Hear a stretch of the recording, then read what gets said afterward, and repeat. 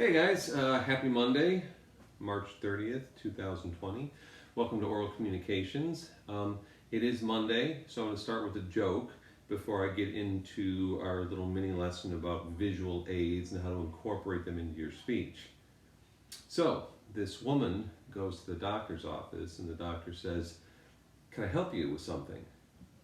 And the woman's like, "Yeah, everything in my body hurts. No matter where I touch it, it hurts." And the doctor's like, "Well, could you give me a demonstration?" She's like, "Yeah, watch." And she touches her head and she screams in pain. Then she touches her elbow and she screams in pain. Then she touches her chest and she screams in pain.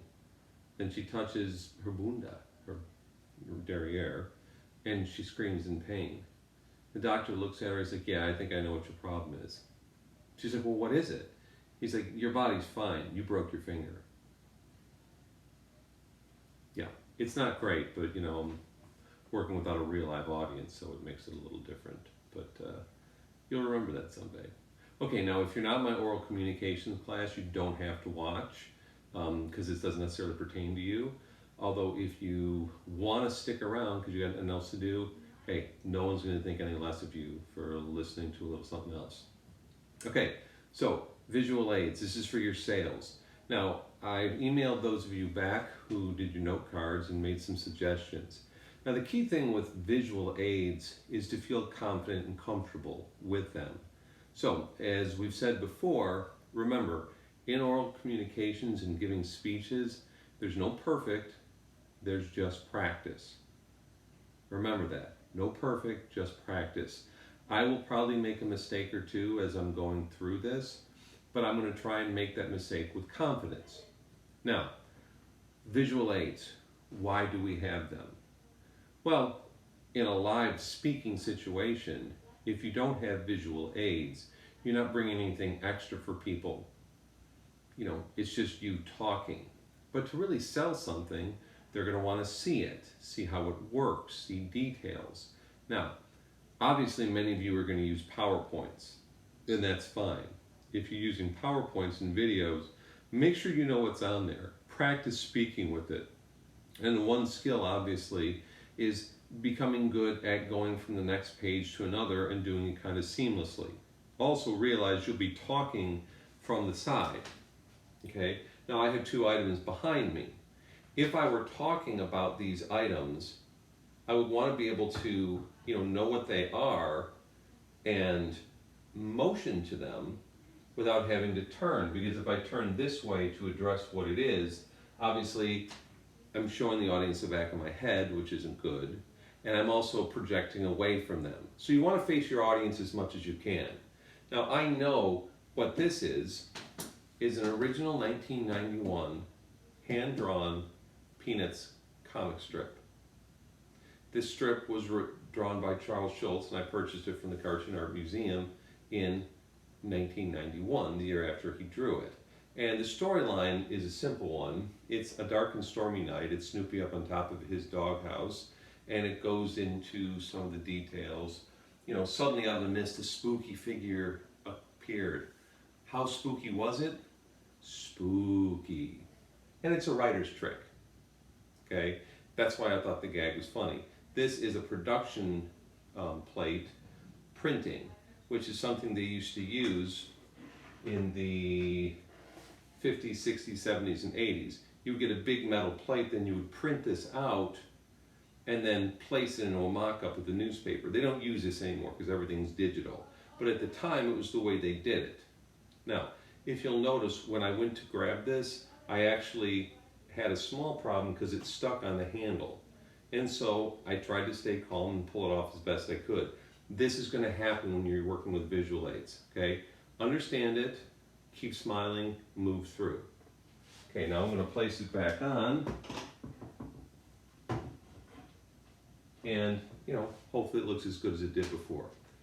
Now, a couple other small things. It doesn't matter what you sell. Make sure you're comfortable moving it. And the way you set it up in advance is important.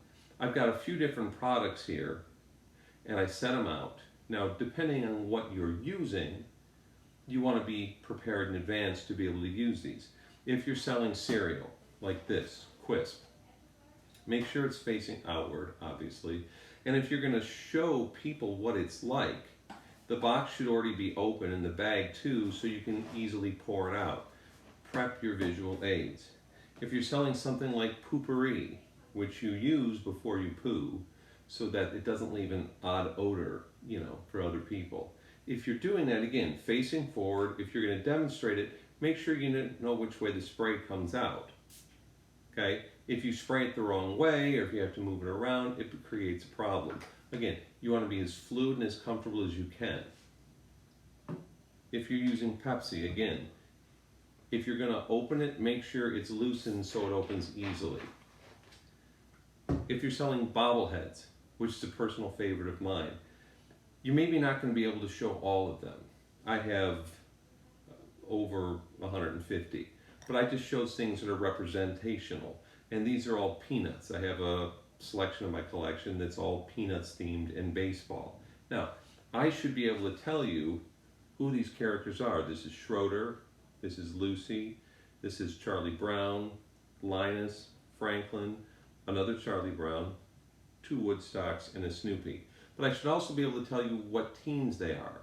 You might not be able to tell that this is a Yankee, although in this one you would, because you can see it on his cap. This is the Colorado Rockies, the Tigers, the St. Paul, Minneapolis Saints, the Twins, Reds, Giants, and then this is the Sky Sox, which is a minor league team. Okay?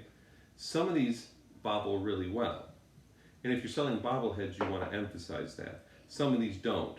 The Charlie Brown Tiger one, there's a problem with this neck, so you probably won't address that one.